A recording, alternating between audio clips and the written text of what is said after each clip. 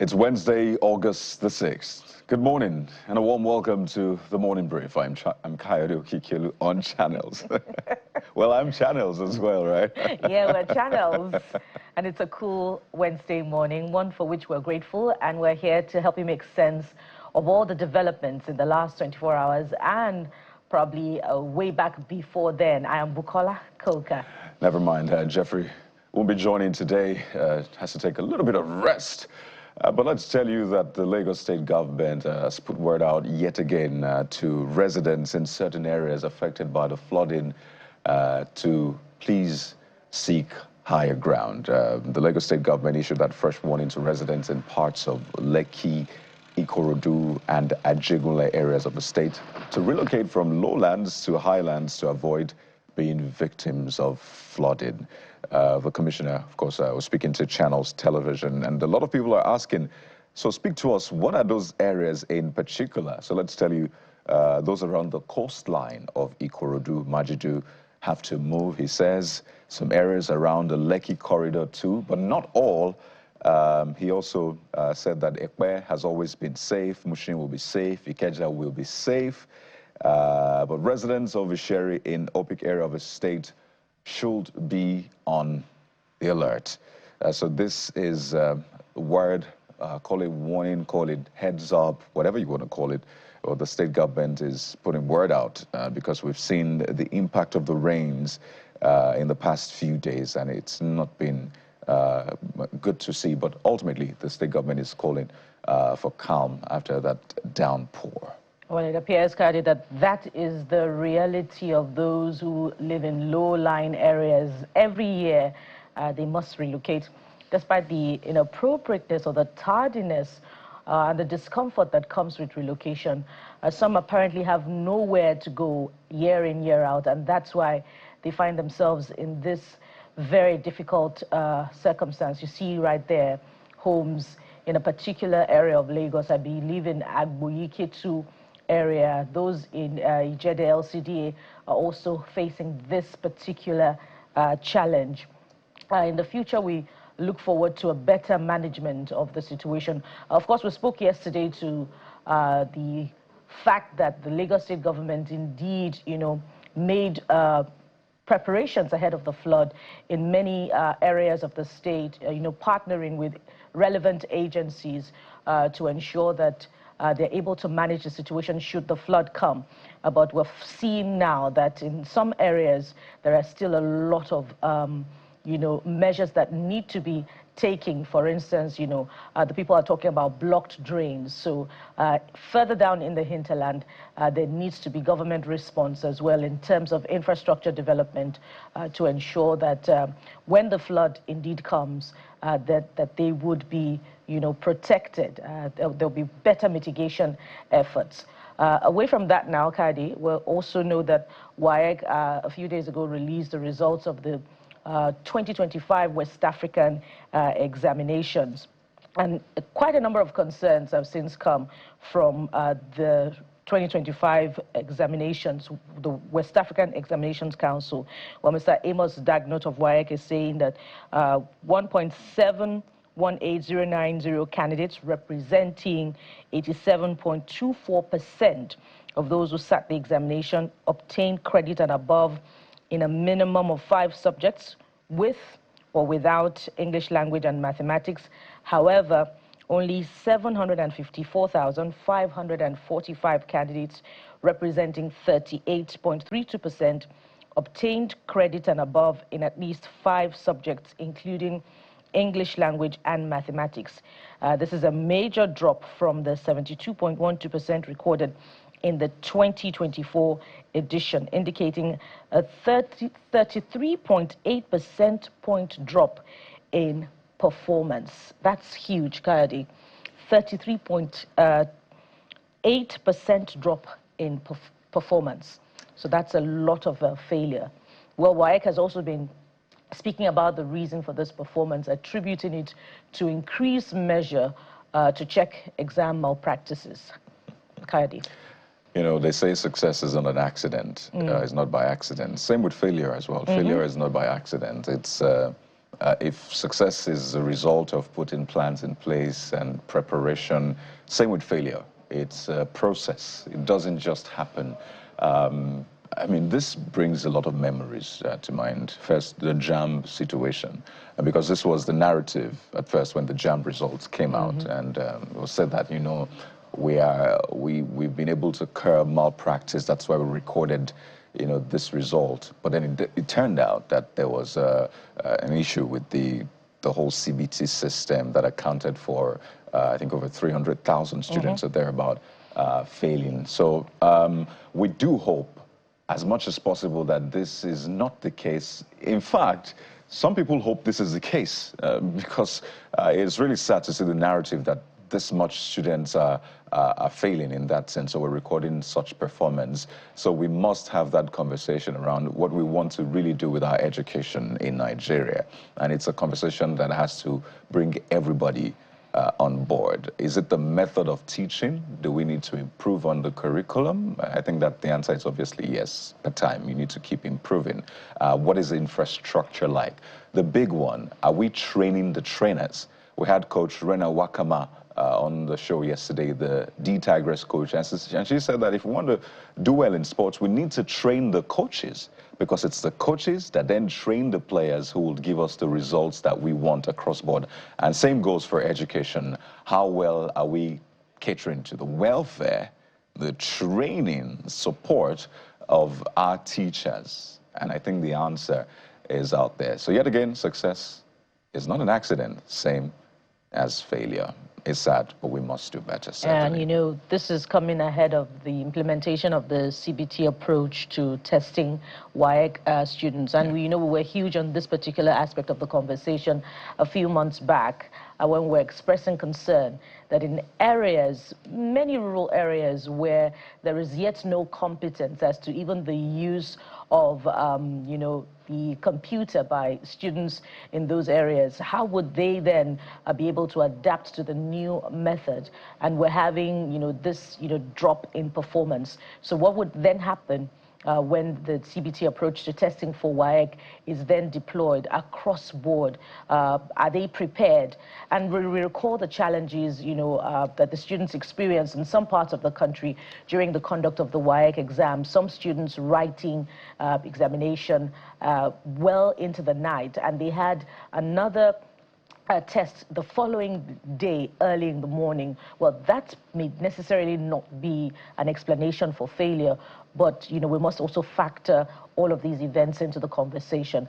And we hope to have, you know, a WAEC on the show in the coming days to talk more about this and to reflect on, you know, checking these negative reoccurrences in the future. Certainly. Let's just tell you quickly, because sports is now a big deal. After the Super Falcons recorded their victory, D-Tigress as well. All eyes on the the championship. That's the African Nations Championship. Nigeria started the campaign yesterday against Senegal. But 75th minute, in fact 74th, as you can see there, Senegal got their very first goal, and that was the only goal of the match. And yes, it ended 1-0 in favor of Senegal. But never mind, don't worry, don't stress too much. This is just the opener.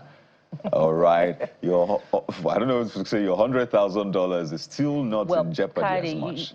They didn't come to us for consultation. We would have borrowed them some of our, you know, favor and some of the good luck from the girls, but we weren't consulted. Really? Is that how you want to swing this? But we must support them and encourage them. Yeah. Yes, we know the Super Falcons did great, the D-Tigress did great. You can't compare, let's be honest, you know, the physicality in women's sports is different from what you find in the men's sport. But our men are up to the task. Our men are up to the task. Very up to the task. We still support you. They have 2 more matches to go in the group stages, so we do hope that they qualify for the next round, as we call it, I would say, and then eventually win this, because $100,000 is no joke. But well, I'm sure Mr. President is praying for their victory, but I don't know what his thoughts would be as per the possible release of another $100,000 across the board. No. Would that not be too much pressure on states' resources? Don't step back now. It's too late. I wonder if Mr. President is making secret prayers right now. But we pray that they bring home the laurel, just as the girls and the Tigresses have done. Yeah, they still have another match against Congo and Sudan. So, yeah. But let's get right into what more we have for you on the program this morning. The construction of that coastal highway is still causing a lot of controversy, really, in terms of, is it compensation? Some of the people in that area, people affected, staged a protest to the Ministry of Works yesterday, and they had different issues that they raised with the minister, the Works Ministry in general. So we'll be speaking with one of those affected on the program today to find out what the issues are, still understanding that the court has made some sort of pronouncement. At least the case is still in court. So what exactly is playing out, we'll find out on the show today. And that's not all. Amid, the climate crisis, we find out what the fate really of those in internally displaced persons camp, specifically in Yobe State. How are they coping at this point in time with reports about, living in inhabitable conditions, and most of them are not earning? What's the government response to the myriad of challenges of internally displaced persons in Yobe State? And what are the plans for resettlement for these people post-insurgency? Because, undoubtedly, many want to return to their ancestral homes, but they want to do that in safety. So we remember them and place them amid our conversations today on the program. Oh, yes, very important one. And we also check in with the economy. Yesterday, President Tinubu assented to Nigerian Insurance Industry Reform Bill 2025. Why?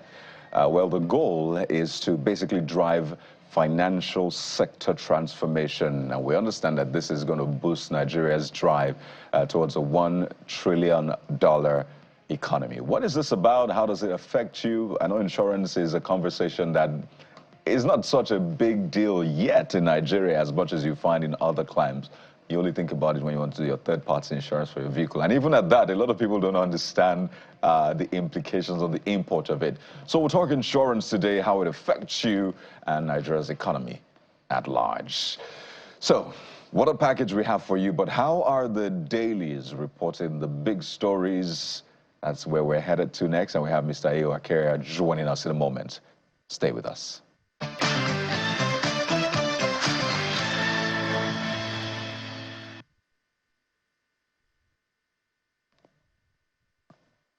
Time now to review the papers, and as Kadi said, Mr. Igo Akeria joins us now. He's a member, Nigeria Guild of Editors, and he joins us from our Abuja studio. It's good to see you, Mr. Akeria. Thank you for joining us yet again. Yeah, good morning, Bukola. It's a pleasure to always be here. Yes. Let's start with the Guardian newspaper this morning. The economy is huge on our conversations today, but there's another aspect, that the Guardian is focusing on. Take a look at the big story. Concerns over new customs levy, weak import as car ownership turns luxury. And there's one insight there. Importers take advantage of additional charge for price gouging. And, there's, a graphic illustration of what Nigerians are currently going through with price attached to the peculiar brand of car that anyone may be considering or perhaps not considering amid this current economic crunch. Take a look at it. Toyota Corolla 2013 model now goes for 13.5 million naira. Honda Accord 2013 now goes for 13.8 million naira. And even the Suzuki that you would have thought would be within the reach of those even beyond the middle class now goes for a whopping 6.5 million naira. And the other day, one of the economic experts was talking about how the middle class has been eliminated as a result of the economic policies of this administration. How are you reflecting on this particular impact of the policies on the economy, Mr. Ego? Well, when I saw this report late yesterday, I was a bit surprised because already most Nigerians are complaining about the crunch, the economic crunch, the hardship that is affecting everyone. And if you consider that against the backdrop of the declining value of the naira, the government would easily say, oh, they have been able to stabilize the naira at vis-a-vis the exchange rate, but that stabilization is still hovering around 1,530, 1,535 to the dollar.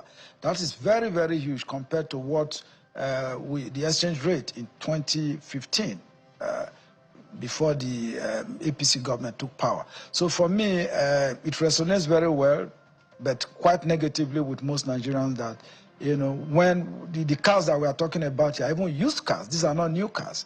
At the time that the federal government itself has signed the policy on electric vehicles, CNG vehicles and all of that, which are supposed to be brand new vehicles. So as a country, we are very quick at embracing new technologies, new international conventions on whether climate change that has to do with automobiles that comply with international treaties, climate change and all of that, environmentally friendly automobiles. But we are not willing to deal with the elementary issues that has to do with even the access to these cars that can help to mitigate climate impact. So this news and this report is not smelling of roses to many people this morning. If a Toyota Corolla 2013 can be going for well over 13 million naira at a time that the national minimum wage, the debate is still around 70,000 naira a month. So a worker will work for 30 days and he gets 70,000 naira, which is, of course, less than $100. So these are the challenges, and I just hope the government would at some point really sit back and rework its economic policies to reflect the realities and the complexities that affect most Nigerians at the moment. You know what's even very concerning, Mr. Akeria?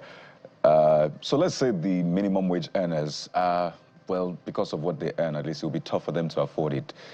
The way the Guardian breaks it down says that it will take at least 2.5 years to save towards buying a decade-old car worth 10 million naira from a monthly income of 1 million naira, given that 30% is committed to the goal monthly. So even for those earning 1 million naira monthly, it will take them a long time to save to be able to purchase this kind of car, because obviously they won't spend all their salary on trying to buy a car. There's rent, there's food, which takes up at least 50% and all of that. So it really paints that picture, and you wonder what is being done. But take a look at New Telegraph, Mr. Akeria. New Telegraph speaks to politics this morning, 2027, and it's something from INEC saying, early campaign breaches electoral law. INEC warns politicians. Ban on electioneering hasn't been lifted. Falano. Some of the politicians will say, what we're doing is not campaigning. We're just rallying people together. Just trying to, Mr. Akeria, what do you make of all of this? Because it looks like everybody is doing campaigning right now, if we're going to be honest in that sense. Well, I have two quick reactions. First and foremost, I think INEC has become a toothless bulldog. The law clearly empowers the Independent National Electoral Commission to punish infractions. That includes early campaigns without approval from INEC. So, but INEC will always come out to warn that for politicians that are campaigning, they are disobeying the law. So why not just with the big stick? That's one. But if you believe politicians, particularly Nigerian politicians, it means you believe anything. Politicians will tell you that they are not campaigning, but what are they doing? The newspaper headlines are replete every day with reports of how they are preparing for 2027, how the opposition party itself are also engaging with the ruling party. For example, Peter Obi is talking about a one-term presidency. We have political parties aligning under the ADC the PDP reconvening and strategizing, the APC itself, strategizing on strong pushbacks. And you could see these rhetorics coming, and they are getting a bit more sensitive, and they're also a bit more comfortable. Sometimes it's also coming up with threats. So what is campaign if what we read in the papers and what we hear the politicians say is not campaign? So for me, the campaigns have started in earnest, well, about 2 years to even the election. This is just August. So we just have roughly 1 year and 7 or 6 months to the election. And that is quite early in the day to begin campaign when there's so much work to be done.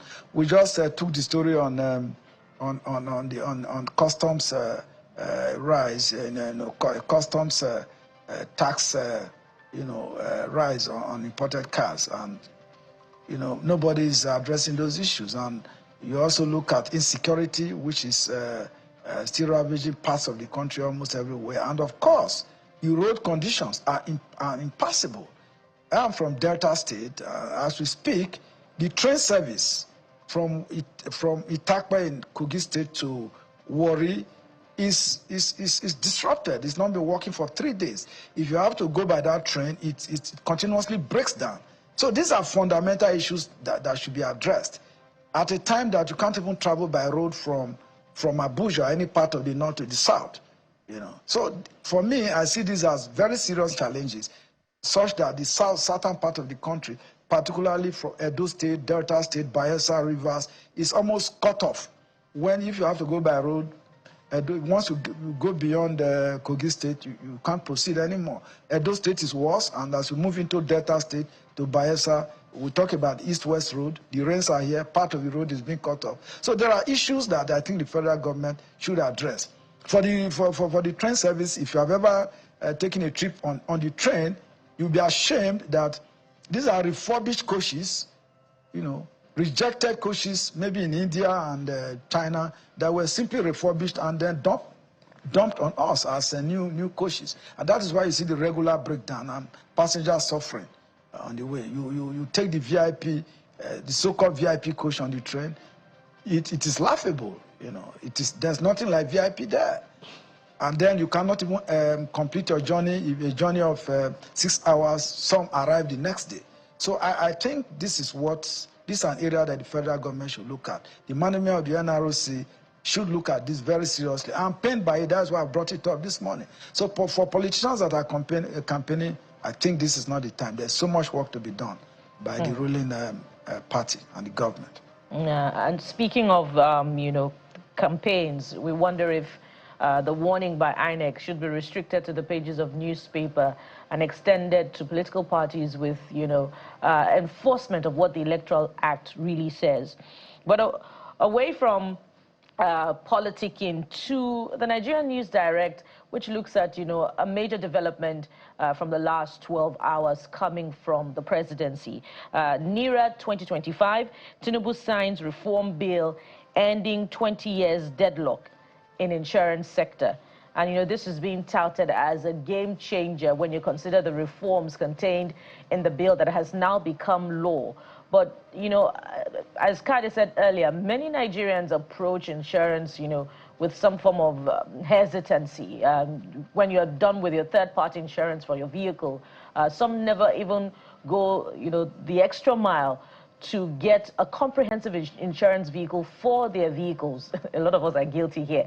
So how does this increase the confidence quotient in the insurance sector for Nigerians to take up a policy beyond just insuring their cars in the third-party model to even insuring other aspects of their lives, their businesses, their lives? Mr. Akiria.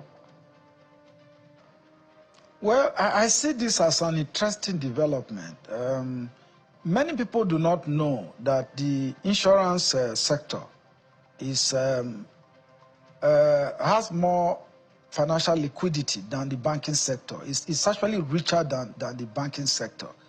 And the reason why the insurance sector, appear to be richer than the banking sector is because most insurance companies do not pay premiums to customers, or to beneficiaries. If there are issues, you see the insurance company go to court, they hire the best lawyers, and they can stretch the litigation to no end, and that becomes very frustrating.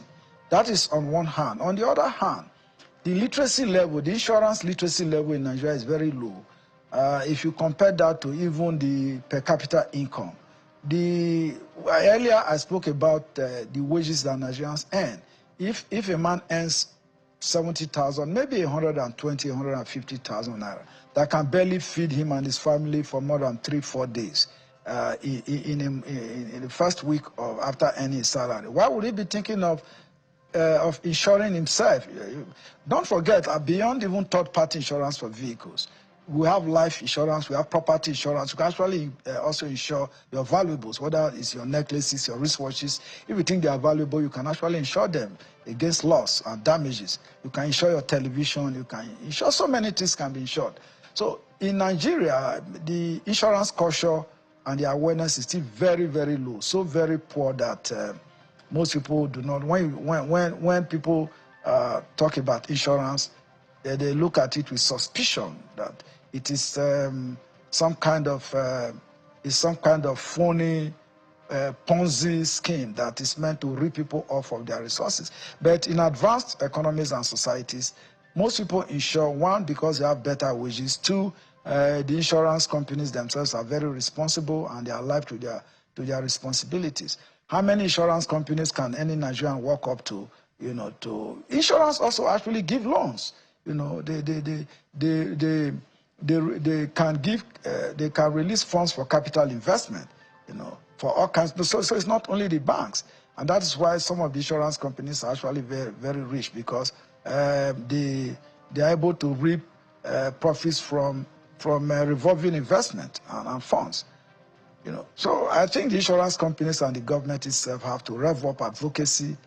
The National Orientation Agency needs to do that. The insurance companies, we need to run advertisements in the media to sensitize Nigerians on the benefits of all the categories of insurance. How many Nigerians actually do the comprehensive insurance? I have a car. I doubt when I've ever, signed on to comprehensive insurance. Even the third party, if not for the police and law enforcement agencies breathing down the neck of car owners, I doubt if anybody wants to even do the third-party insurance. So I think there's much work to be done. But the fact that President Bola Ahmed Tinubu have signed this into law, it is a positive development. It's a good step in the right direction. The president is inching closer to his promise of a $1 trillion economy. But whilst he is doing that, right, I think Mr. President should also be looking at the impact of some of these policies on the lives of Nigerians. We should be moving people out of poverty, into some kind of economic stability, such that Nigerians should be able to feed themselves. There should be basic infrastructure. If you want to move around from one point to the other, the roads should be good. There should be security. So these are issues that we should be looking at. But overall, it's a good pathway forward. Absolutely, and that's something we're going to be exploring on the program, particularly because there's also the enforcement of zero tolerance when it comes to delays in claim settlement, which has always been a thorny issue. Even for the third party, the kind of things you have to bring just to access the third-party insurance, which is even not for you, for the vehicle that is affected, is usually almost like a Herculean task. So this must be done right, and we'll explore it. And I must just say that the Vanguard newspaper leads with 2027 as well. Obi's single-term pledge raises dust that has caused a lot of debate around whether it's true or not. A very extensive debate. So I don't know if we'll be falling into that trap of campaigning or joining the campaign ahead of 2027 if we further discuss this. But there's a curious story just at the top of the front page, because we're talking about wealth redistribution, ensuring that the poor are able to get some semblance of life in terms of transport, feeding, and all of that. So how would this be done? Well, billionaire businessman Femi Otedala is writing a memoir, and some of the insights from the from the memoir are coming out. So he says that banks wooed him with pretty ladies for deposits and sent thugs when his business went down. This got a lot of people talking, and you've mentioned the banking industry as well. I don't know, what do you make of this? First, a billionaire sharing his own journey to wealth and also giving some very interesting insights into his experience in the hands of banks in Nigeria. Well, quite interesting that this is coming from one of the richest men in Nigeria, Femi Otedola himself. If you look at the issues he has raised and his personal experience, I think it resonates with many Nigerians. The banks will always impose charges, but when you approach them to give out a support loan, maybe for investment or anything, the conditions are always very, very stringent. And that has slowed down the economy itself. Most banks are supposed to support the informal sector with either short-term or long-term loan. But the banks are usually very, very hesitant, in giving out these loans or approving them. They take you through a very stressful procedure such that it becomes discouraging. Even when you do get these loans, you find that the interest margin, is determined by the banks. They keep raising the percentage interest from time to time, such that if you take maybe 100,000 naira from a bank to pay back in about a year or 6 months, every month end there's a variation to the interest rate, such that it discourages even banking customers from accessing bank loans. So Otedola sharing his experience this morning is something that most Nigerians will find very interesting, because many of these Nigerians have had their own personal experiences to share. On the Peter Obi story, I find it again very interesting. But if you look at Peter Obi as a person, and you look at his body language and the way he's coming across with this promise to do a one-term if he does win the presidency in 2027, and the debate that his statement has generated, it resonates with what former President Goodluck Jonathan proposed, a 6-year single term for the president. I think that is what Mr. Obi is trying to look at. But the issue is the issue of trust then comes up. He is trying to rally the understanding and support of the North. The North has a very huge voting bloc. If the North does agree with him that if they throw their weight behind him, that he could then just do 4 years and hand over power to anybody from the North. Well, it's always very nauseating for me. I find it very rankling if I find myself discussing regional politics, North and South politics. Power gets back to the North and then comes back to the South. For me, I think that is one of the debilitating factors why we have not made any progress in this country. If we are pushing merit to the back door and rather looking at, oh, it is my turn and it is your turn.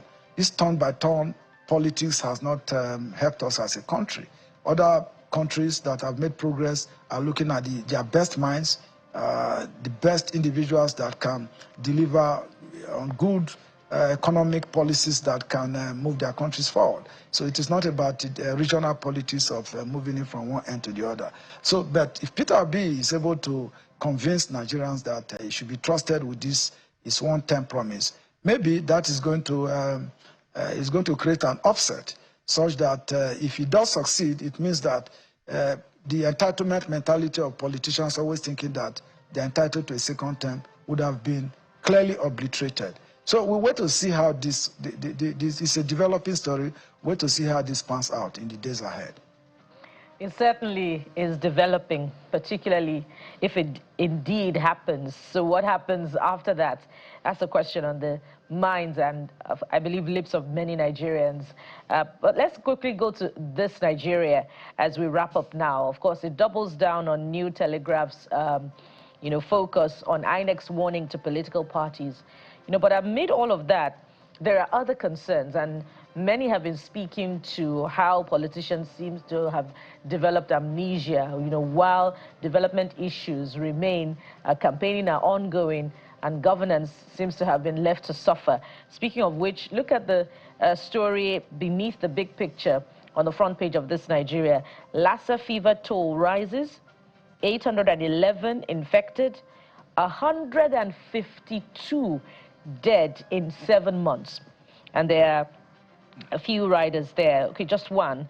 Virus spreads to 21 states, 105 local governments as health authorities intensify containment efforts. What does this say, I imagine, about our primary healthcare centers, which should be the first, response infrastructure to this kind of health challenge? This is, I must say, this story by This Nigeria is it's thought-provoking. It brings back the memories of the challenges that the health sector in this country faces. This is almost assuming the level of a scourge or a pandemic. If 7 states are already witnessing the impact of Lassa fever. By the way, Lassa fever, and I think it's caused by rats also, rats that have access to foods that are consumed by humans. The Edo State used to have, Edo State is notorious for this disease, where rats, where farmers, and particularly in the rural areas, dry their gari and other farm products on the road, and rats have access to them, and this then passes on as food to humans, and then becomes the Lassa fever that we talk about. So, and most of this food also, moved across borders, state borders to other states. I think that is why it is spreading already. The government is not paying sufficient attention to this, if you ask me. If not for This Nigeria that has reported this, it is very good health report. It's a story that touches on human lives. And if you look at the response level, our primary healthcare responses, particularly the PHCs, primary healthcare centers, are virtually non-existent in this country. And the general hospitals in most states are poorly equipped. The federal medical centers are besieged with a huge number of patients amid incessant strike by doctors and nurses. So the health sector itself has its own unique and peculiar challenges that I think the government will specifically need to put more funds in that sector. For politicians themselves, well, I doubt if they bother so much, because they just take a trip abroad and then look after themselves, using the best of medical facilities that are available overseas. But this is a call to action. The outbreak of Lassa fever that is spreading rapidly across Nigeria, already in 7 states. This is the time for the Federal Ministry of Health, to put a wedge on it, put a stop to it, and look at, actually put a test. That is, test whether passengers that are moving from impacted states to other states, at the motor parks or at the border areas. It is also good to have people tested so that they do not transport the diseases to states that are not already impacted, and then take strong measures to curtail the spread and to treat those that are already affected. This is a serious challenge, and I think we have the capacity to deal with it. I remember when the outbreak of COVID-19, Nigeria was able to at least do something about it, such that the spread was limited. So this is a recurring disease in Nigeria, Lassa fever. We should be able to develop even the vaccines that can deal with it by now, since it's almost like a yearly occurrence. It's a challenge, and I think the government, now that the paper has reported it, the government should be focusing on it specifically, with more determination, I guess. Indeed, and we do hope that, the subnationals respond to that call to action to, empower the primary health care centers to respond to this particular challenge. And this is where we must anchor the newspaper review. And thank you very much, Mr. Igo Akiria. He's a member, Nigeria Guild of Editors. Thank you for your time on the segment. It's a pleasure. Thank you. Thank you. And we'll take a moment now. When we return, we'll begin our very first conversation on that concern about victims of the demolition following the commencement of the Lagos-Calabar Coastal Project and their quest for justice. Stay with us on this one. We'll be right back.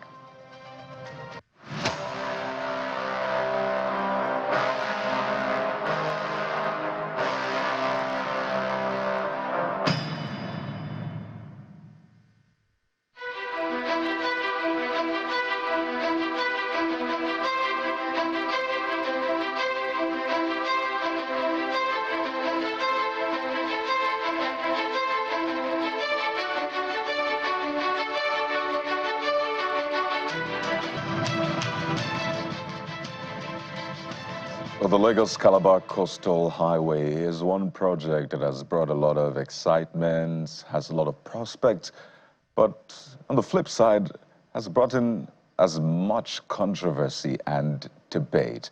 It's a mixed bag of a project, I must say, and just this week, there was a protest to the Ministry of Works yesterday, and protesters who were affected or have been affected by that project are not keeping quiet, and they're asking for various things to be done to sort of ease their own side. But what are these demands? What has the response been from the government, the Minister of Works, the ministry itself? We have joining us, as you can see, a real estate investor who's been affected. Stella Okengu joins us from the United States. Good morning, madam. Welcome to the program. Thanks for having me, Kayode.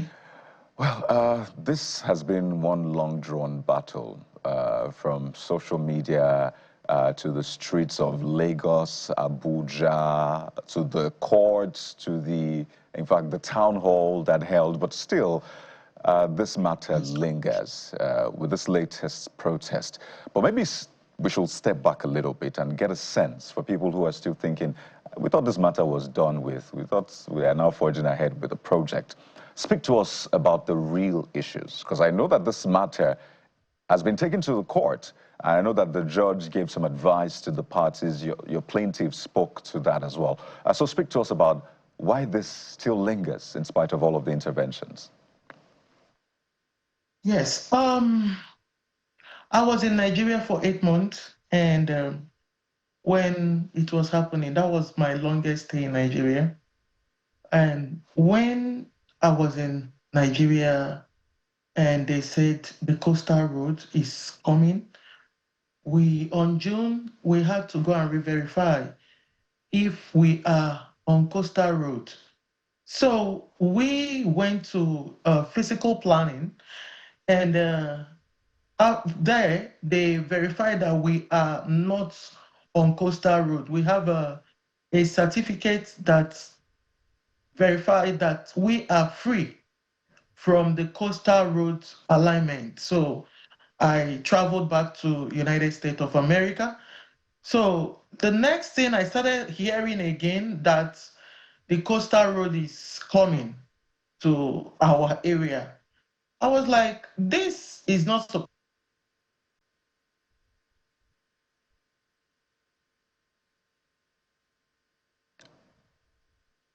All right, we know that right from inception, when they did on our area, like our area is like bringing a coastal road inside a major road.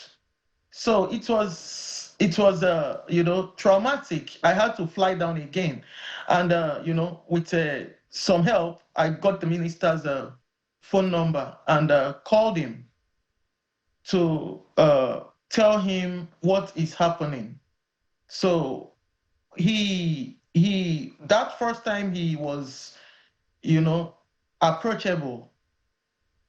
The next thing I saw was the high-tech people, the Federal Ministry of Works, started marking our area.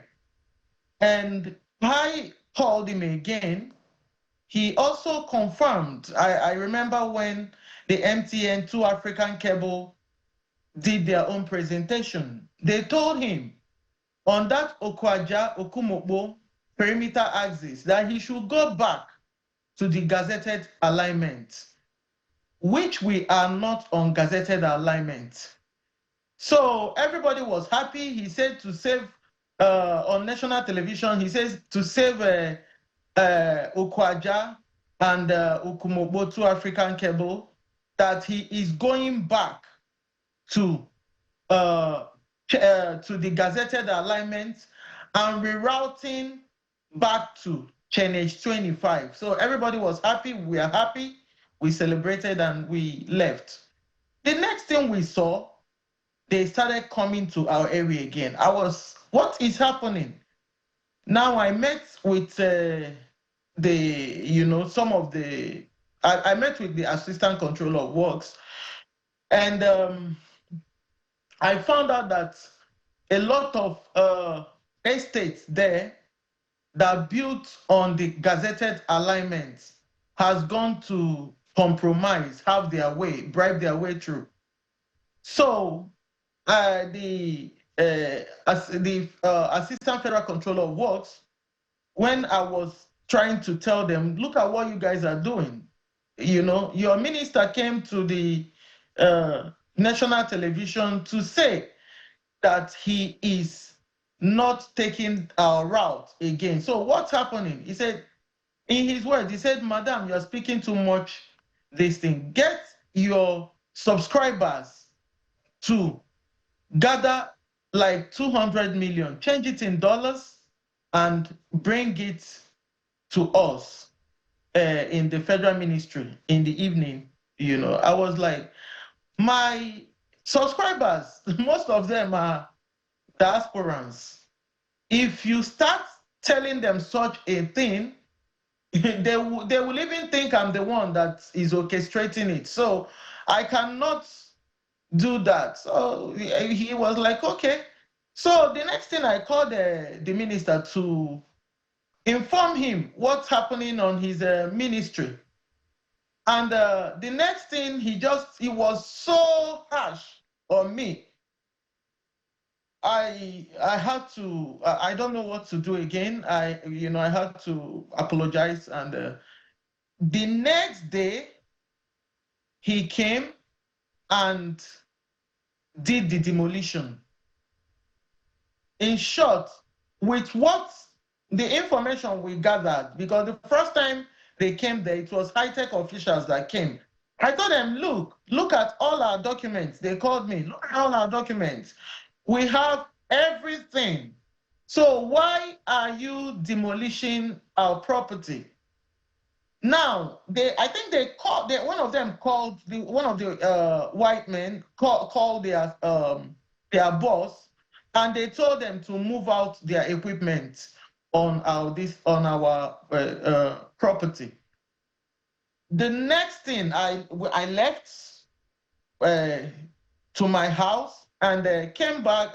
The next thing I heard was that they got organized equipment and came and demolished everything that we have built on where we have built on. It was very traumatic, Mr. Kayode. I couldn't believe that this is happening because I also Madam Okengu, and told him, sorry. Pardon me to interject here. If we get what you're telling us, you're saying that some whose landed properties were affected in the gazetted alignment may have bribed their way through, according to your findings from the Federal Ministry of Works. And you have also suggested that some officials asked you to bring 200 million naira, convert it into dollars, and bring it to them in the ministry. Exactly. What was the purpose of the funds that you were asked to bring, this 200 million naira? So that they can realign it back to other victims' property. Yes. Such that you would no longer be affected. Such that I will no longer be affected. That was when I ran to the minister and told him that a bribery is being committed in your ministry. And I was shocked that he was so harsh on me when I said it, So I just apologized and left. So he didn't offer any listening ear to the concern you were raising? He did not. It was the next day that they gathered their equipment. They even told, they were working in Ologolo, like Challenge 8. They told all of them to stop working and take their equipment to demolish our subject property. Well, this we're going to have to, process as being in the realm of allegation and give, of course, a right of reply to the Ministry of Works to respond to these concerns that you're bringing to light here on the program.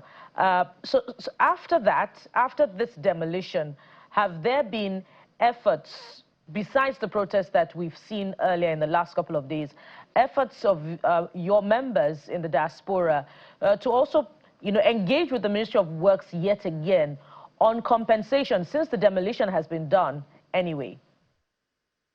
Absolutely. When I wanted to, I don't know if you saw, it was even your studio that carried it live.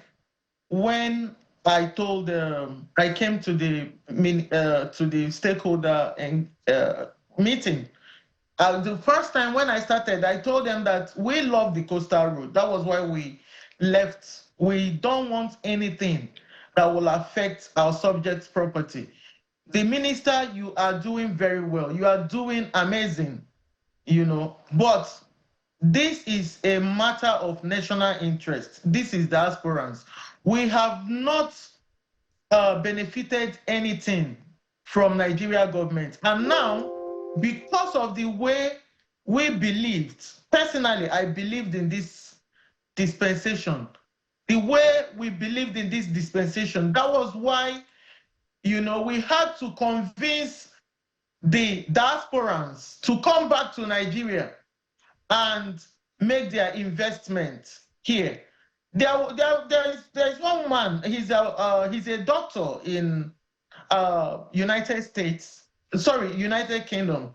I remember when we went to do presentation, the man told me verbatim that he's not coming to Nigeria again. His family is not coming.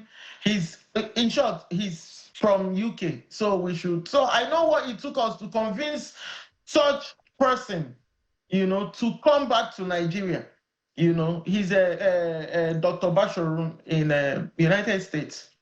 So it took us tons of conviction to make him to come. So he said, okay, he's going to come. He's going to build his own private clinic. We told him the dream. We told him about this dispensation, that he has to come, that they have promised to make this dispensation a habitable environment for all the diasporans.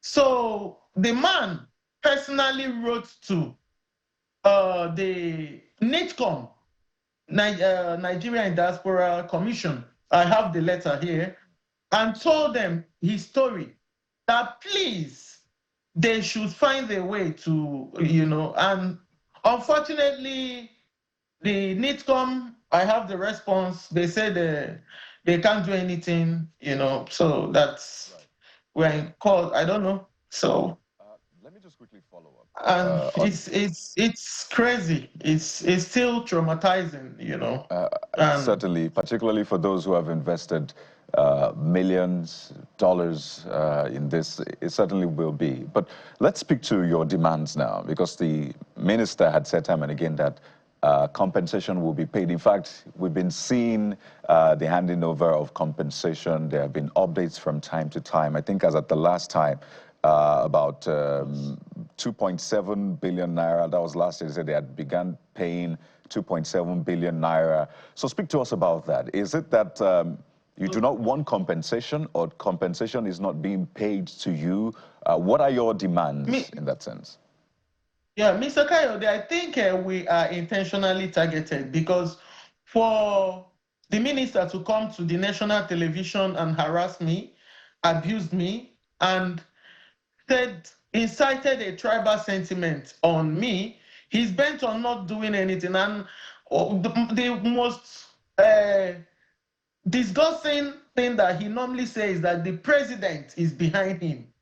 I don't know if the president told him not to pay us compensation. Now, you said that you came to the national television and said you met a Berlin. Mr. Kayode, that place is not a solid terrain. Sick is feeling that place now. You have, please, if you can do your private investigation and find out. I was looking at what they are doing in land. There's a place after after our property. They call it Landmark. I saw the sand filling they were doing there. The terrain is not a solid land. It is totally waterlogged.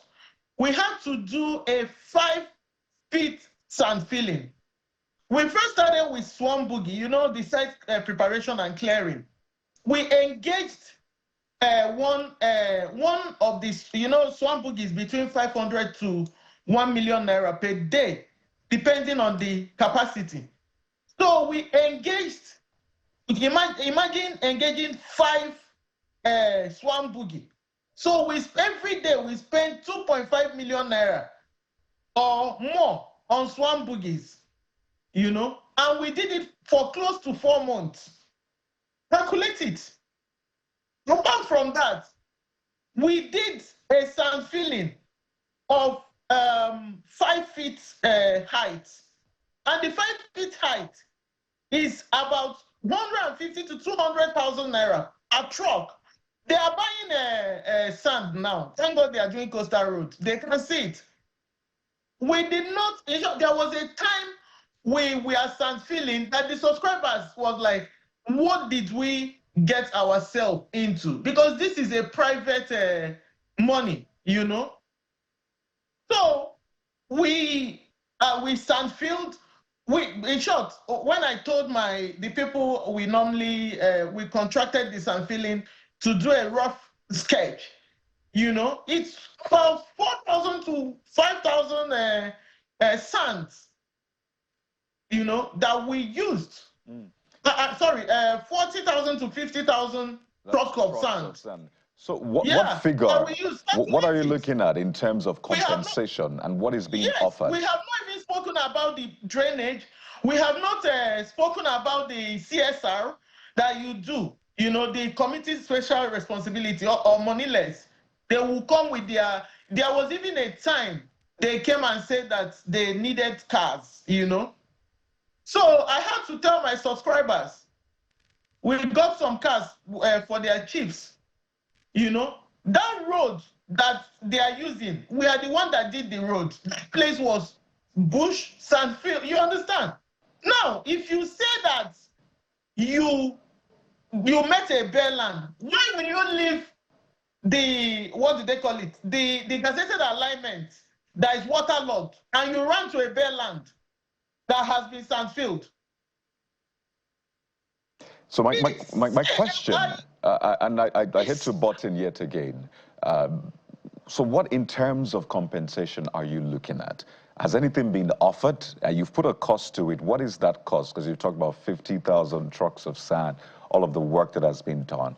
So, you know, when I saw him talking about the 250 million foreign direct investment, $250 million foreign direct, I would just be laughing. How can you bring that kind of money? I said, now, that is what we brought in.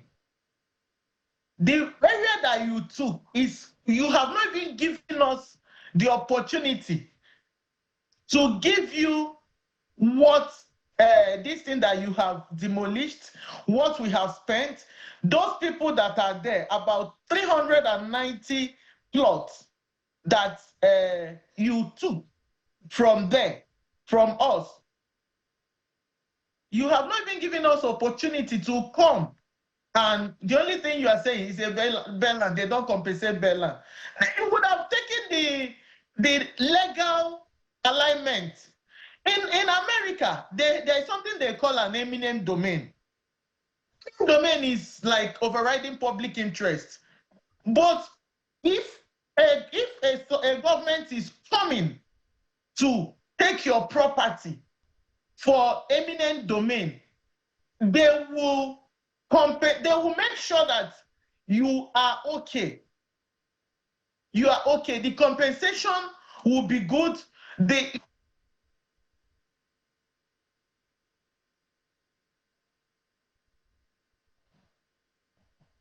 list their house worth 300 million. I have a record of a family that when they demolished their house, they came, you know, I had to tell them to stay in my house because they were homeless. They demolished their house. He paid them 20-something million naira. I have it. So I have the payment that came. So you're saying that compared to the investment that some of these subscribers have made, what has been paid them is inconsequential? Yes. People that has a house that is, if you look at their house, you see that it's up to 300 million, was paid 25 million, 30 million. Oh dear, we seem to be having You'll be shocked. All right, so yes, you'll be shocked. Let's quickly do an inventory now. I've heard you say on other platforms that the investment in Okwaja by your subscribers and yourself is to the tune of about $250 million. So I'd like you to direct investment that we brought in. Yes, I'd like you to break that down for us. What's the size of this diaspora members who have invested there? What's your number? And in specific terms now, how much are you looking at in terms of compensation to you and your members by the federal government? Okay, let me just break it down a little bit, because they took part of it, part of the property. They did not take all the property.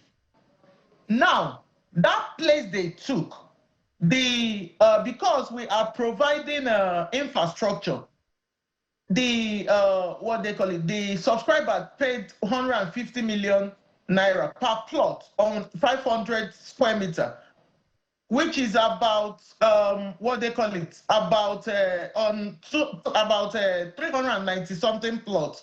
We have everything. Then we are talking about the what they call it, the sand filling we did. We're thinking about the drainage that we did, the foundation that we started, you know. So that is all. I have all the documentation whenever they call us for compensation. But the issue is that the minister does not even want to come to the table. At least we came under this dispensation. If we don't believe in this dispensation, we have an option to invest right here. The people that is in UK, right, South Africa, Germany, they have option of investing there. But we want to come home. We want to do something at home. We want to contribute our quota. Do you know that we even have a collection of Americans that came? They want to build hospital on that estate. Well, Madam Stella, what are we going to tell them? So the goal now is to see how the parties can come to the table and have some sort of resolution. I understand, because we also reached out to the ministry and the minister's team, and we understand that there's meant to be a meeting today with some of the protesters, and I imagine your representatives will be there. Please confirm if you're aware of that and if you'll be represented there. Yeah, we have all the document, we have everything, we have all the calculation. With what he took is about like $70-something million. What we have calculated, because we have to also factor in the dollar rates. Now, when we brought in the money, it was 400 to $1. Now, dollar is about 1,500, like 1,500 plus to $1. So we have to factor all those things together so that we can be able to give back the diasporans at least their money, you know, and save the face of Nigeria. Just to be clear, you said that this investment was done or started when President Bola Tinubu came into office. Am I correct? That's correct. So the dollar, are you talking about the official, which was almost inaccessible, or the quote, black market rate? What did you say? Which of the rates are you talking about? Is it the official or the black market rate? Because that was about 600, 700 or thereabouts when he came into office. The dollar, the official rate was 600 to maybe 500 to 600, yeah. Yeah. 400, 500, 600. Okay, but yeah. my question was, would you have representation at that meeting, which will hold today? We understand the minister or the ministry will be meeting with some of the protesters at the ministry today. Sorry? I didn't hear what you said. Do you have representation at that meeting that will hold with the minister today? We understand that some of the protesters will be meeting the minister. What we are, if you look at what the protesters are agitating for, is we are, let me even say shout out to civil society coalition of civil society that reached out to us, and they are the one that organized it. We are so grateful to them because we have done a lot of press conferences. All right. And he even mocked us that he would dash us money if we want to. I don't know how a ministerial appointee will be so. I don't know. Let me just hold myself. So you will not be represented there at that meeting today. Is that what you're saying, or would you be represented? Do you have a representative there? We have a lawyer. I have to fly down my lawyer to one of my lawyers to be there with them. All right. Yes. Engineer Stella Okengu, we have to thank you for your time, a real estate investor joining us from the United States. Thank you for your time. Of course, this is a story we're following. We've reached out to the ministry and the minister's team, and we expect to get their own side to the story. But we wish you all the very best, madam. Thank you so much, Mr. Kayode, and your partner, your team. Thank you. We really appreciate. Yeah. Certainly. Thank you very much. Thank you. We'll take a quick break now, and when we return, we'll talk about the humanitarian situation in Yobe State. It's one that is tugging at our hearts, and we must ensure that we leave no one behind. That's in a moment. Stay with us.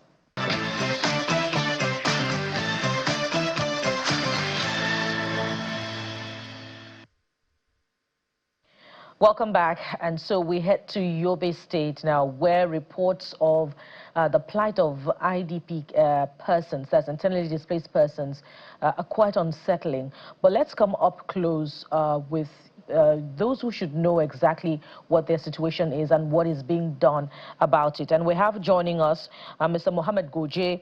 He's the Executive Secretary, Yobe State Emergency Management Agency, SEMA. And we'll also have Mr. Mukhtar Tijani Mandunari, the Chairman, Internally Displaced Persons, Yobe State, who joins us virtually. Gentlemen, thank you very much for joining us on the program.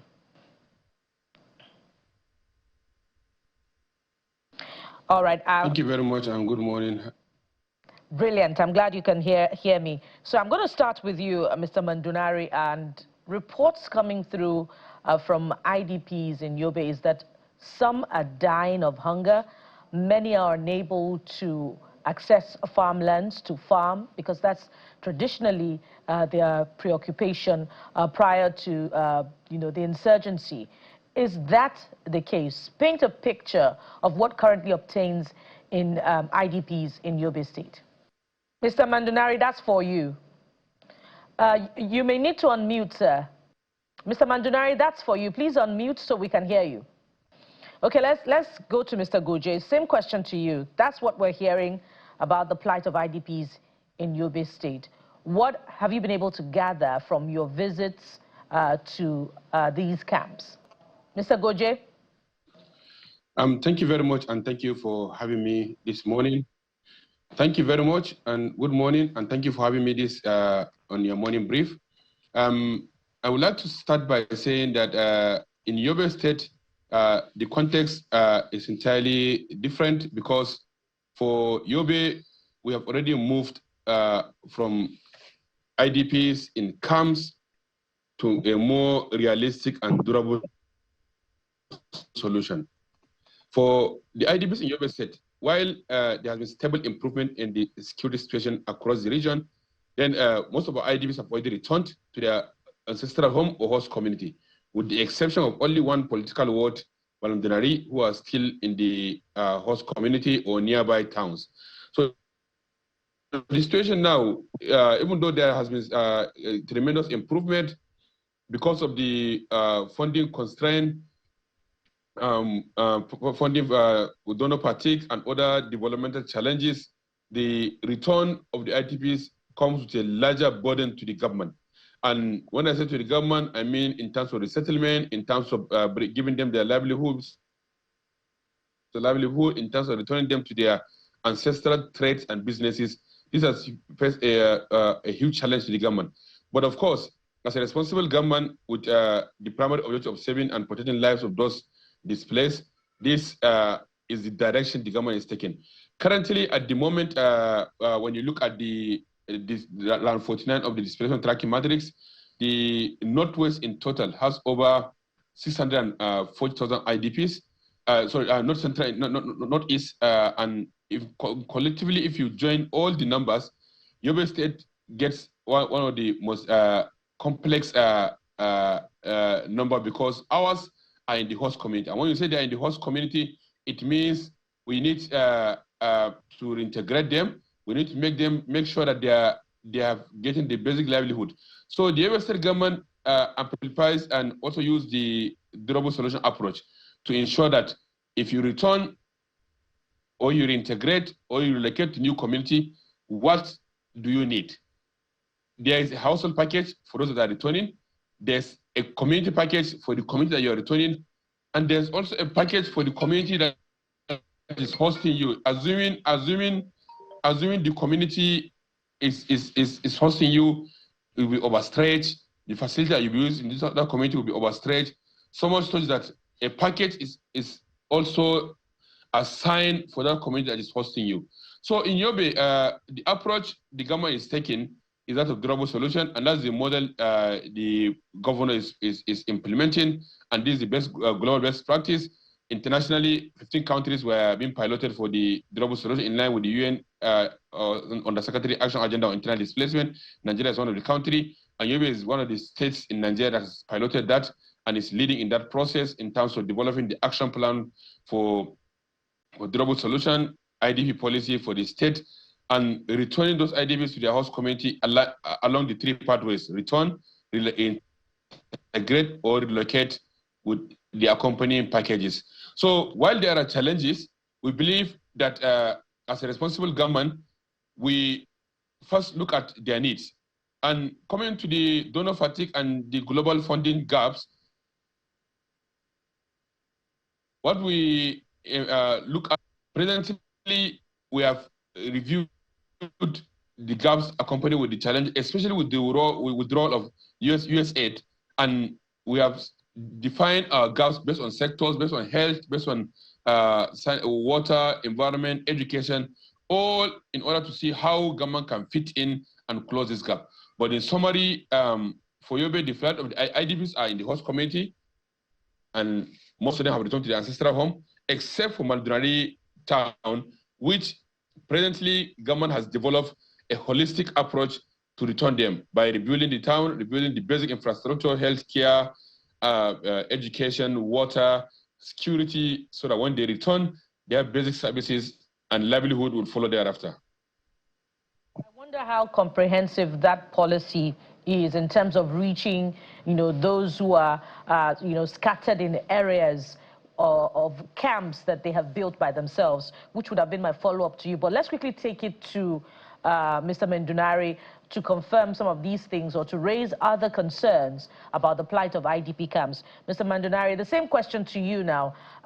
We hear stories of IDPs dying of hunger, building camps on private lands by themselves.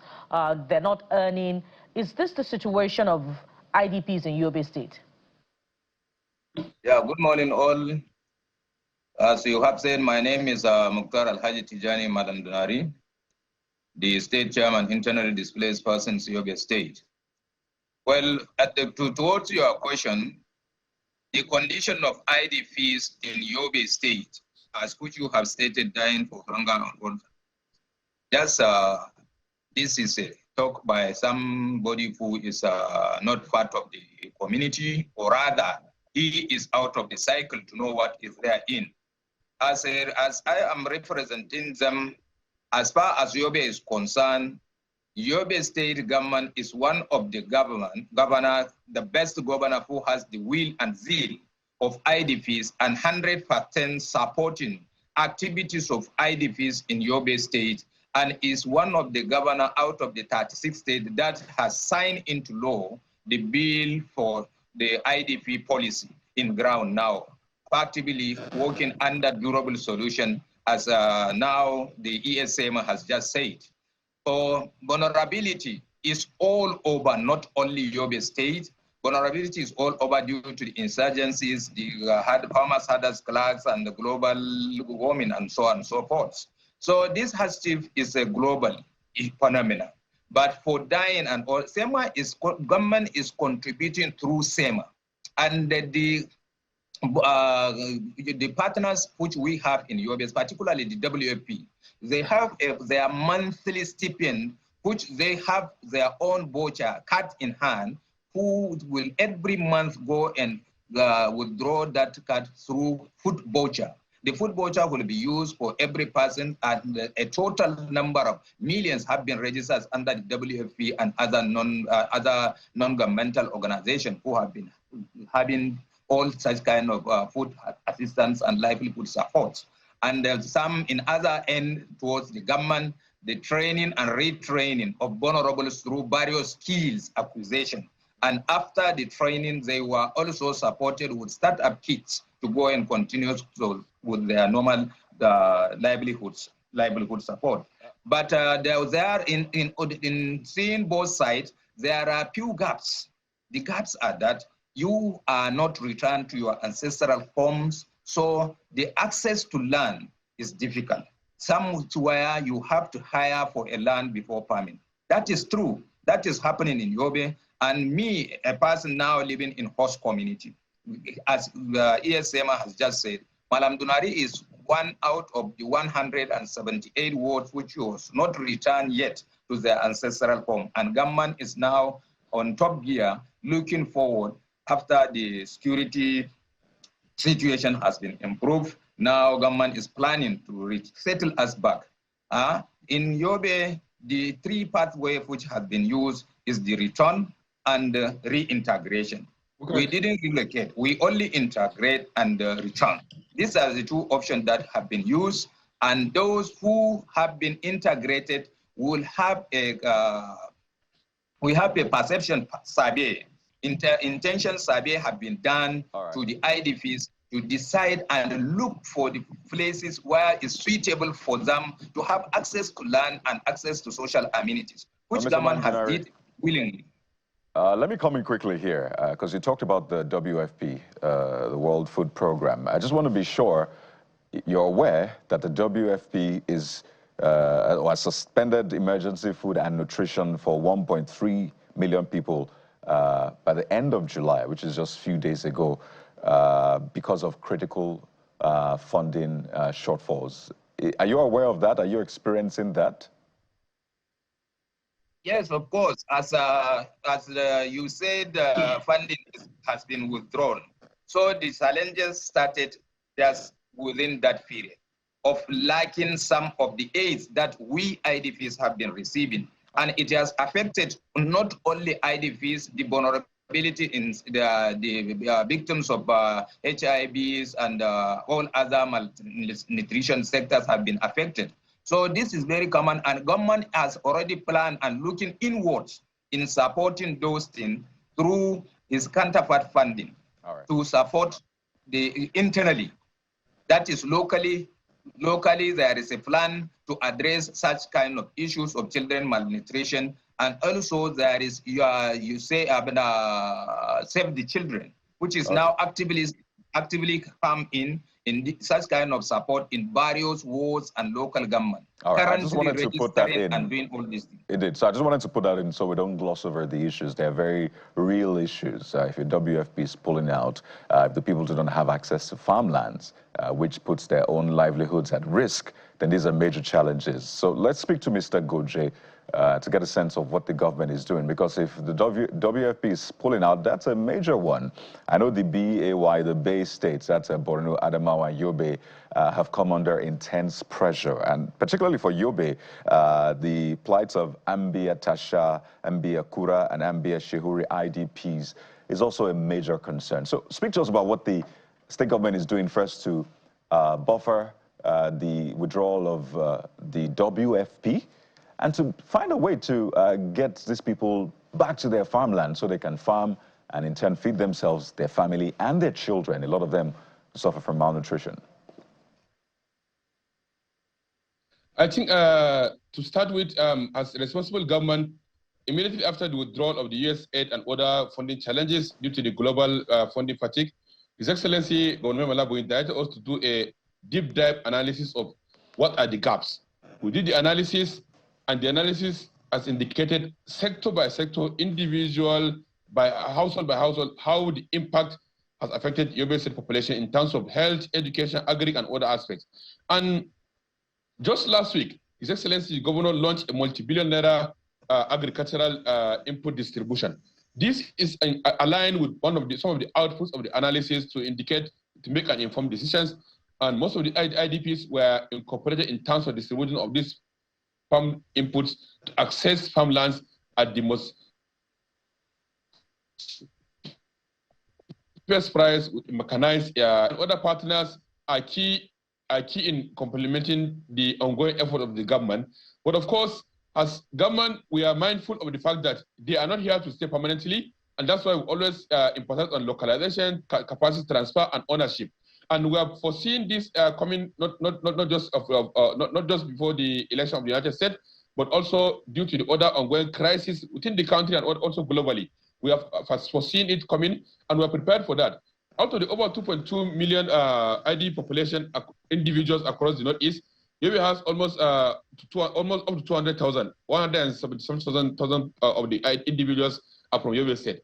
So we are mindful of the numbers. And this number is not just about number, it's about individuals with dependents, with the need for access to education, need for access to health. All right. I may have to come in there so that we can manage our time. But in addition to the people in those areas mentioned by my colleague earlier, there's also informal settlements in Abuja, Meimala, the Maturu area of Yobe State, where they have built informal camps because, according to them, the government does not recognize IDP camps in Yobe State. And we might also ask about the domestication of IDP policy in the state last year, where funding from the budget has been allocated to IDPs. How has that fund been managed? But we must thank you very much, gentlemen, for your time on the program today, with hopes that when we have this conversation again, we'll be speaking about progress, about these camps in many parts of Yobe State. We've been talking with Mr. Mohammed Goje, his Executive Secretary, Yobe State Emergency Management Agency, SEMA, and Mr. Mukhtar Tijani Mandunari, Chairman, Internally Displaced Persons, Yobe State. Gentlemen, thank you very much for coming through on this conversation. Thank you very much. Of course, there's more to come on the program. We'll be looking at what has been described as the game-changing insurance bill signed into law by Mr. President. But just before that, of course, we'll be having the chairman of the Nigerians in Diaspora Commission to speak very quickly to some of the things put forward by Madam Stella Okengo, a representative of the victims affected by the ongoing demolition exercise following the Lagos-Calabar Coastal Road project. So stay with us for this one. We'll be right back. You're welcome back. Let's get a round of reply from the CEO of the Nigerians in Diaspora Commission, Mrs. Abike Dabiri Erewa, to some of the comments made by Engineer Stella Okengo. Well, Mrs. Dabiri Erewa joins us on the phone now. Good morning, madam. Welcome to the program. Yes, one of the Nigerians in diaspora has been speaking about the challenges she's facing and other investors, and she spoke about how she informed you, NIDCOM, during this whole process. Perhaps you want to shed some light on that, at least your own side of the story. Thank you very much, Kayode. Thank you very much.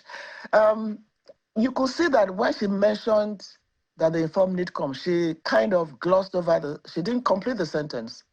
Now, here, let me tell you a bit of what happened. When we got to hear about, we were reading the newspapers about, is it Win Homes? I can't remember, and all that. And then we actually looked for them and said, these people shouting diaspora investors, let us meet them.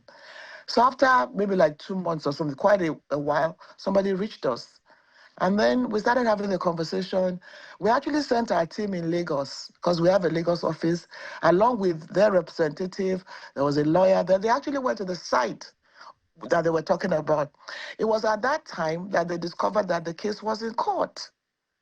So it was like, there's a lady that calls me from, I think, the US. I can't remember her name. I'm like, if the case is in court, there's nothing we can do. And we told them that when this thing first started, why didn't you come to the commission? There's a way we can meet the minister. We've done it in several other cases. And I said to them, it was like you preferred a media war than actually, coming to the commission to intervene. So if a case is in court, there's nothing we can do. Then I've spoken with the minister about this, and honestly speaking, you need to hear what he has to say. And again, the minister, like he said, that some people will be meeting today here, and I saw, and I'm going to say it, and I told them, is it more a media attack on the minister than the real thing? And one of the things they said was, okay, you said you invested $250 million. There must be some kind of measure of transfer and, validate the $250 million. There must be a way that it came into the country, but all that is a case for the court to decide. So for her to just gloss over, she should have said specifically that we told them that if a case is in court, there's nothing we can do. You went to court. Then you notice at every point in time, and that's my personal impression of what I said, like a personal attack on Minister Umahi. And I told them that is not how to solve this problem. If one or two have issues with him as an individual, you take it away from all you're saying. And then they keep saying diaspora are not coming. Diasporas are coming. I can give you 20 that are on the list now that are investing in various parts of Nigeria. And then they go abroad and bring down the country because something happened to you, which you have taken to court. Two things. Do you want the court to resolve it? It's okay. If not, you want to come back to the table, the minister is still there to talk to you. So I don't think they should continue to give wrong impression and get away with it. We are ready to work with them. The president himself has said nothing should happen to any investor in Nigeria. He wants to create an enabling environment, and he wants to ensure foreign direct investment in Nigeria. And Nigerians in diaspora are the first line of communication in this regard. So I just thought we should put that in the right perspective.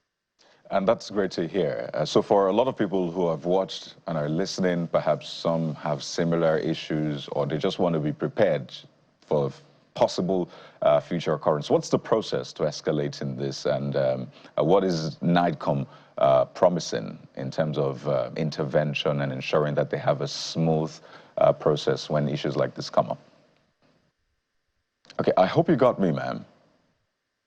Sorry, I didn't hear you. I didn't hear the last part. So I was asking for the sake of other people in diaspora, investors, because you mentioned that there are a lot of them on the list. So what is, how do they approach issues like this? What would you advise? And what is NIDCOM promising? No, look, for instance, in terms of properties, in terms of one of the biggest complaints we get is that Nigerians in diaspora who want to own properties get duped. So that's why we have set up the Home and Abroad platform, where it's going to be a one-stop shop for you. We call it to give you peace of mind. So the Home and Abroad platform was launched at the last Diaspora Day. So we're partnering with private sector, First Bank of Nigeria.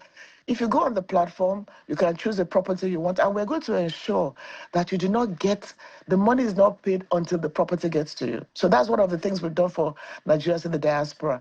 And then when you have challenges like they have, we are your first line of contact. Rather than go to the press and abusing and condemning and threatening and telling, because that's what they did in the case of Minister Umahi in this regard. And I'm telling you, one of them has a personal issue. That's what I found out. So for the Diaspora Commission, we even have a desk at EFCC. If you have been duped or something, we have a desk at EFCC that will look into the case. We've solved a few cases. So my appeal to them is the commission is your embassy in Nigeria. And then before they start putting money in places where they don't know, ask questions. Let us connect you with the right persons. Somebody will say, I'm Coyote, but it's not Coyote. But if you come to us, we can let you know that that is the real Coyote. So again, we are the embassy in Nigeria, where our doors are open to solve any problems with the diaspora, and we keep doing that for them. Well, we have to thank you so much for your time. And I must say, I'm the real Coyote, thankfully. We've been speaking with the CEO of Nigerians in Diaspora Commission, Mrs. Abike Dabiri-Eroy. Thank you once again, ma'am. Thank you. Well, we'll take a quick break now. Clearly, this is not the end of this matter. We expect to have a conversation, of course, with the minister or the ministry officials to get some more clarity on this right after that meeting. But when we return, we'll talk about the insurance industry, issues around claims, issues around what this new law means for you and I and for the economy at large. That's in a moment. Stay with us.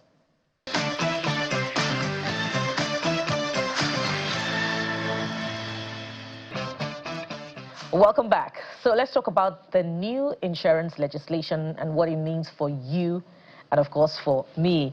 Let's welcome Mr. Johnson Chukwu, is the Managing Director, Carry Asset Management. He joins us virtually from Lagos. Thank you so much for joining us, Mr. Chukwu. Thank you. All right, I'm just going to hope that that gets better as the conversation progresses. So, Mr. Chukwu, it's called the Nigeria Insurance Industry Reform Act, NIRA 2025. And according to reports, there are quite a few reforms in this new legislation, which is touted as a game changer to, shore up Nigeria's moves to becoming a $1 trillion economy. Let's look at some of the reforms. It will include stricter enforcement of compulsory insurance. So insurance will henceforth be compulsory. Full digitization of insurance services, raised capital requirements, faster claim settlements, and the creation of policyholder protection funds. So which of these reforms contained in the new act, gives you, optimism that the confidence quotient in insurance for Nigerians will be increased, and henceforth there'll be no more hesitancy to picking up an insurance policy? Well, Bukola, the truth is that this new act will go a long way. Every aspect of the act is important in improving policyholders' confidence in the insurance industry. If you look at some of the constraining factors limiting the growth of the insurance industry is claims payment, because a lot of people who take on policies have challenges with getting their claims. One among those factors that constrain claims payment is, one, the capitalization of the insurance companies. Of course, this new act has made provision for a more robust capitalization of insurance industries. Then you talk of investor protection, policyholder protection fund. In every business environment, there could be failures. There could be instances where, for one reason or another, a company will fail. So if you have a policyholder protection policy where funds are set aside, just like have the banking industry, where Nigerian Deposit Insurance Corporation is the one that pays depositors when there is a failure of banks, that will further engender confidence. And then you talk of issue of enforcement of claims payments, which means when they delay in claim payment, the National Insurance Commission will step in and ensure that those claims are paid. So if you look at all this, what I may call the major hallmarks of this policy, including the issue of digitization. Of course, we're talking in the digital world, and if you do not adopt digitization, you are certainly not going to grow. So every component of this act will go towards enhancing policyholders' confidence that when they take on insurance policies, the policy and the risk crystallized, that they will be indemnified. Different angles to this one, and that I want you to further break it down for us. So there's the everyday Nigerian who is still a bit skeptical when it comes to insurance. Maybe it's not even skepticism, it's just outright, I do not want to hear, okay, this little money that I have, let me use it to buy food and, sort my transport. I'll now take another portion of it and pay for premium. No. So there's that. There are those who have insurance, right? And they've not really gotten benefits from it. So they wonder, well, what's the point anyway? In fact, even the third-party insurance, when anything happens to their vehicle and they try to claim for the vehicle that is affected, that's the third party's vehicle, it's always a hassle. Eventually, they just pay out of pocket, right? So for a lot of people, they don't really see the benefit in it. There's also the companies. In fact, someone said that the insurance sector is almost richer than the banking industry in that sense because of the kind of money that comes in, right? So how are we able to ensure that that trickles down to the economy in that sense? So on those levels, how is this a game changer? Okay, let's start from the issue of people not willing to take on policies because they are poor or they really don't have disposable income or extra income to take on policies. If you look at that act, there's a provision for enforcement of compulsory insurance. There are some insurance policies that you must take as a matter of compulsion. Take, for instance, vehicle policies, fire policy, workman compensation. There are a couple of those policies that are absolutely necessary for the orderly function of the society. So if they are enforced, well, one of the things you know about change in culture and human attitude is that sometimes you need to force people to change from their ways. So if, for instance, a third-party insurance policy is enforced and rigorously enforced, then every vehicle will have that.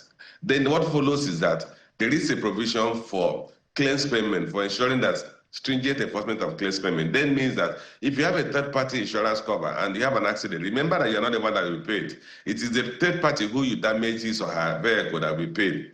And then even if you do not go to your insurance company, the third party will get your insurance cover from you and go to give to his or her insurance company, who will now follow up with your insurance company to make sure they honor that third-party payment. And if the other party's insurance company defaults, there is NIDCOM that will ensure that this law is enforced. So that's in terms of, one, you have the need to compel behavior in the right direction, which the compulsory policies will drive. Then you need to compel claims payment. These are some of the constraining factors to be taken on policies. If you buy a vehicle, you are certainly going to get a license for it. So if you can get a license, a compulsory insurance policy can be bundled into your license renewal. So that way you are compelled to do that. Just like we are paying value-added tax, that when you make a purchase, then you must pay VAT. If you want to avoid VAT, you must avoid purchase. So that's one it relates to changing the culture and attitude of people towards insurance. But what is most important is that claims are paid and paid on time, and that insurance contracts are simplified in such a way that the layman can understand those terms. What is the challenge we have with insurance claims? That there are a lot of exclusion clauses embedded in insurance policies that an average holder may not bother to look at. Take, for instance, you have a car insurance policy. You are not supposed to give the car to a minor, somebody who is not up to age to drive, but it may not be explicitly known to you. Then you give it to your child who is 17 years and had an accident. You're glad to say, look, I sent my son to go and get some groceries for me, and he had an accident. And they say, how old is he? He says 17 years. Automatically, they will disqualify that policy. But if you knew that there's a clause that excludes any child from driving a vehicle, you wouldn't have given the vehicle to your son. So you realize that you are not able to make your claim. So these things, among the things that we should be pushing, is that the insurance policy contracts are simplified in such a way that they are driven by bullet payment, that if you have a one-page document, you can actually read through it and understand the do's and don'ts of a cover. Then as it relates to what's the benefit of insurance company elsewhere in the world, because insurance have reserves and they build those reserves over time, they become big institutions. Like in South Africa, the insurance industry is bigger than the banking industry. The same applies to several countries that have history of long periods of insurance. So if we now begin to build an industry, if this act leads us to begin to build that industry where you have your retained earnings, your reserves, and they build up over time, you realize the insurance company will be a major investor in the financial market like elsewhere, and that will further grow their capacity. The earnings from investment in insurance companies are very huge elsewhere in the world. And I wonder if there's a provision in this legislation that makes it compulsory for NIDCOM to, go after insurance companies that fail to pay claims promptly, just as it has now mandated, people to obtain an insurance policy compulsorily. This is because I've heard some Nigerians cursing over the phone, with staff of insurance companies over how much exactly they invested and how much is coming through to them, because that is a very big concern as far as picking up an insurance is concerned, and that's what informs hesitancy. I'd like you to speak to that. And, you know, while you're doing that as well, there is also the concern that insurance companies now have to shore up capitalization. I wonder how that will impact on the economy.